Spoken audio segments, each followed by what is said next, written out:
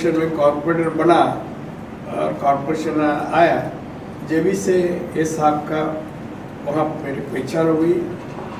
ये मीडिया में कवर करते थे। वो आर्टिस्ट है, मुझे बाद में मालूम हुआ। एक दिन इसी तरह का फंक्शन जब उन्होंने किया और मुझे इनवाइट किया, जब भी बुला, जब मुझे जानकारी मिली कि ये आर्टिस्ट भी है, वो आर्टिस्ट भी है, पत्रकार भी है, सीनियर पत्रकार है, वो अच्छा लिखते हैं, अच्छा स्पीच भी देते हैं।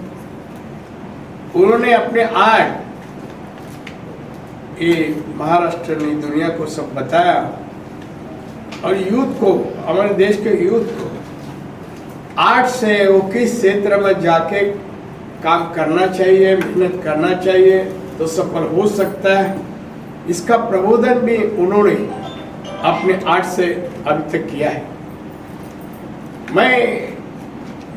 मैं दोस्त समझता हूँ, वो मेरे को कितना दोस्त समझता मालूम नहीं मुझे, मगर मैं उनको चाहता हूँ।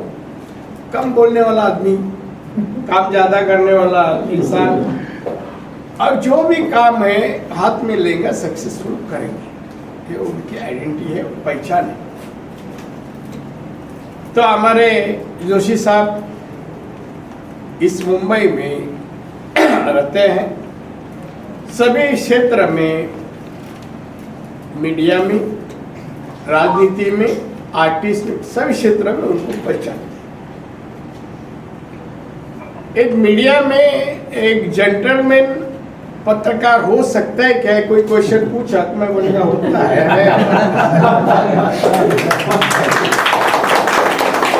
आजकल ये वर्ड भी जेंटलमैन, बहुत सीधा आदमी, सच्चा आदमी कहने को डर लगता है।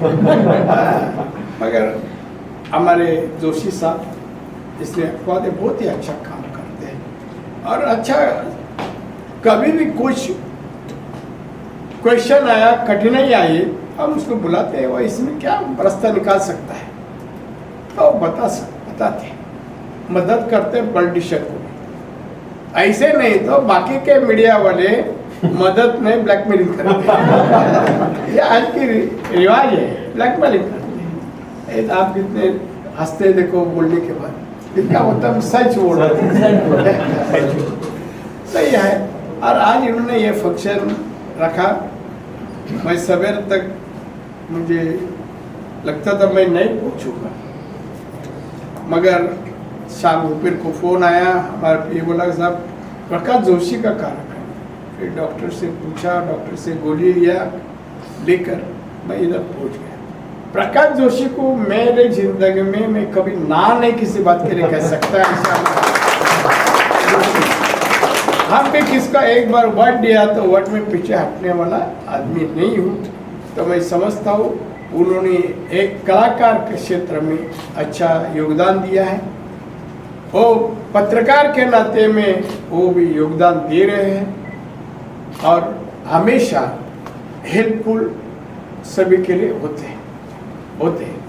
तो आज उन्होंने हमें यहाँ बुलाया है। मैं समझता हूँ उन्होंने एक सब्जेक्ट पे सबको इकट्ठा अपन लोग को किया है। मैं समझता हूँ एक अच्छी बात है, ये समाज के लिए कुछ भी हो, मगर मैं समझता हूँ आपने अपनी अच्छा चीज़ें लोगों को पहुँचाने का एक आज का माध्यम है कि आप कैसे हैं, पत्रकार कैसे होने चाहिए, प्रकाश जोशी जैसे होने चाहिए, इंसान कैसा होना चाहिए, प्रकाश जोशी जैसा होना चाहिए। तो ये सब अपने को इंसान से सीखने को मिलता है। मैं तो बहुत कम उम्र में पॉलिटिक्स में आया, आप लोग यकीन नहीं करेगा 60 ईयर पॉलिटिक्स में, 60 ईयर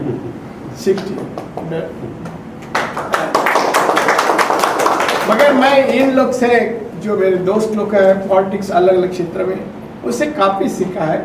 और इसलिए महाराष्ट्र से लेकर दिल्ली में अच्छे अच्छे पोस्ट में काम भी कर चुका हूँ। महाराष्ट्र का मुख्यमंत्री बना, दिल्ली में सेंट्रल मिनिस्टर बना, महाराष्ट्र में 34 साल कैबिनेट मंत्री था, 34 साल।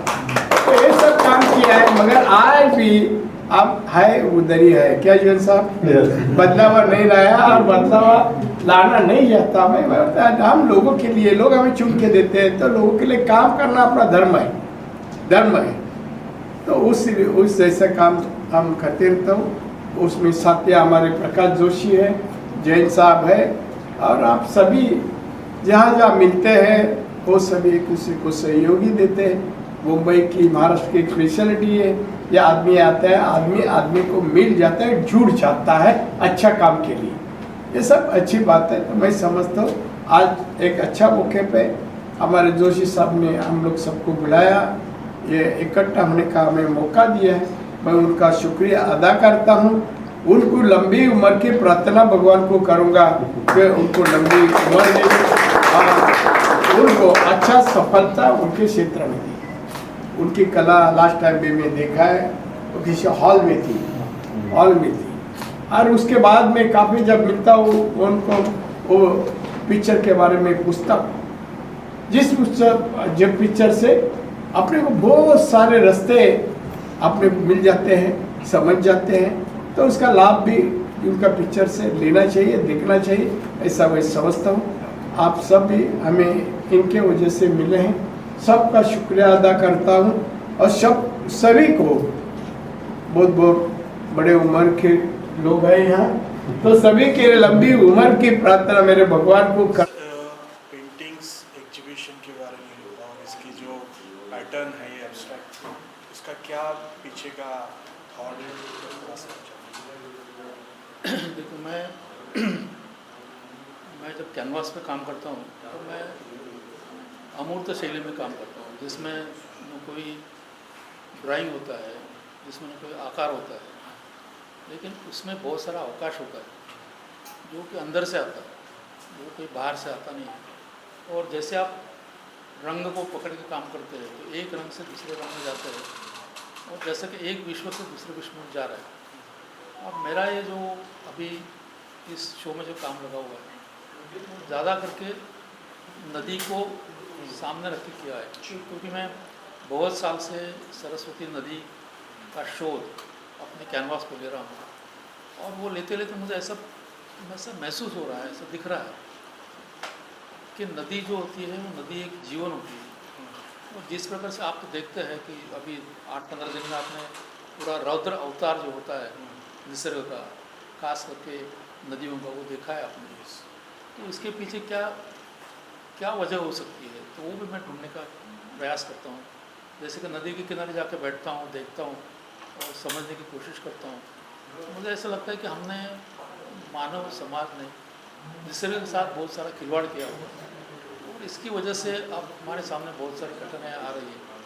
तो मैं अपने पेंटिंग के जरिए मैं ये लोगों के साथ मुझे जो एहसास हो वो मैं शेयर करना चाहता हूँ कि भाई हम लोगों को कैसे निसर्ग के साथ में रह के काम करना चाहिए, जीवन जीना चाहिए।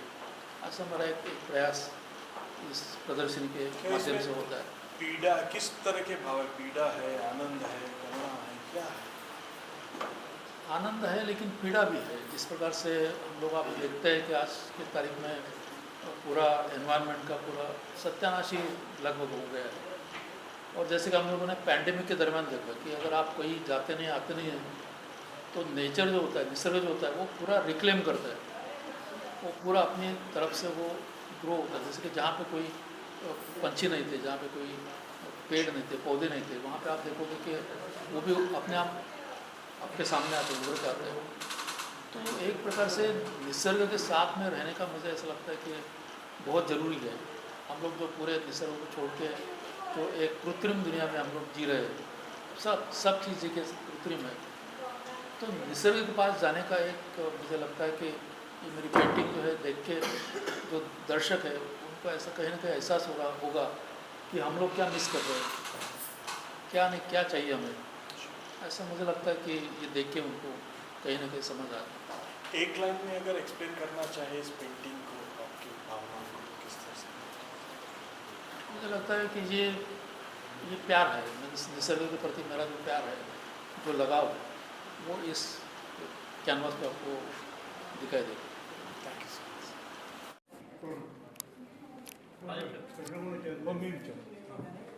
बोलिए। सर आज की जो एग्जीबिशन है इसकी क्या स्पेशलिटी है, किस टाइप का ये एब्स्ट्रैक्ट आर्ट है, क्या प्रेजेंट किया हुआ है आपके हिसाब से, आपको कैसा लगा? बारिश हो गया है, पूरी दुनिया हरी भरी हो गई है, लेकिन धूप के बाद में हरा रंग अच्छा लगता है, वैसे शाम को नीला रंग अच्छा लगता है। मेरा जो 40 साल पुराना मेरा मित्र जो है प्रकाश जोशी, ये पहले पत्रकार था और पत्रकारिता से यहाँ वो अच्छा हो इंटरनेशनल रेप्यूटेड पेंटर बन गया है। नीला रंग उसका वीक पॉइंट है और उसका कारण भी थोड़ा अजीब है। वो जब छोटा था तो नदी में डूब रहा था और सांस लेने के लिए हाथ पांव मार रहा था, ऊपर आया तो उसकी आँखें खुली तो उसको आशा का किरण यानी सूर्य का किरण मिला, लेकिन पानी के अंदर आने की वजह से वो नीला दिखा। तो इसके लिए प्रकाश को नीले रंग का काफ़ी चाहत है, उसकी नीला रंग उसका फेवरेट है। तो अगर आप इनके पेंटिंग्स देखेंगे तो बहुतांश जो चित्र बने हैं उसमें नीला रंग का प्रयोग किया हुआ आपको नजर आएगा। नीला रंग वैसे भी साइंटिफिकली एनालाइज करने के बाद में तो वो पता लगा कि नीला रंग हमेशा मन को शांति देता है और डूबते डूबते बचना और बाद में बाहर आना, तो जो उसको उसके प्रकाश के मन में उसको मन को जो शांति हो गई थी उसकी वजह से उसने तय किया कि जो मैं कलर लगाऊंगा तो उसमें नीला रंग का प्रयोग बिल्कुल करूंगा। क्योंकि प्रकाश ये चीज़ ऐसी है, जर्नलिस्ट से बहुत कम बोलता है और उसका जो बोलना होता है उसके पेंटिंग्स में वो लोगों के सामने उसको पेश करता है। अपनी जो जुबान है वो पेंटिंग के मार्फत कैनवास के ऊपर नीचे उतारता है और दुनिया के साथ बात करता है और लोगों को संदेश देने की कोशिश करता है कि शांत रहो, झगड़ा फसाद जाने दो और उसमें मन का आनंद ले लो। उसके एग्जीबिशन उसने इंटरनेशनल एग्जीबिशन में काफ़ी जगह पार्ट लिया है। Excuse me.